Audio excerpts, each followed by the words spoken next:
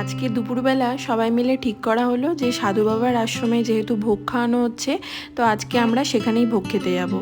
আর তার আগে মা আমাকে এবারই যে আমাদের বাড়ির যে মন্দির সেইখানে নিয়ে এসেছিলো, যেখানে দুর্গাপুজো হয়। আর এখানে পাশেই হচ্ছে আমাদের প্রতিষ্ঠিত শিব আছে, শিব নারায়ণ সবই আছে। তো সেখানে প্রত্যেক দিনকার পুজো হয়, তাই মা আমাকে এখানে প্রণাম করাতে নিয়ে এলো।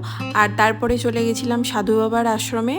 আর আশ্রমে গিয়ে একদম পেট পুড়ে ভোগ খেয়ে এসে তারপরে একটুখানি শুয়ে বিকেলবেলা উঠেছিলাম ছাদে।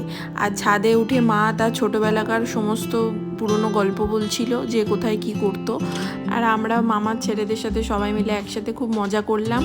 আর তারপরে একটুখানি এখানে সবাই মিলে গল্প গুজব করে এরপরে নিচে যাব। আর তারপরে যাব আর একটা জায়গায়। তো তোমাদের সাথে দেখা হচ্ছে নেক্সট মিনি ব্লগে।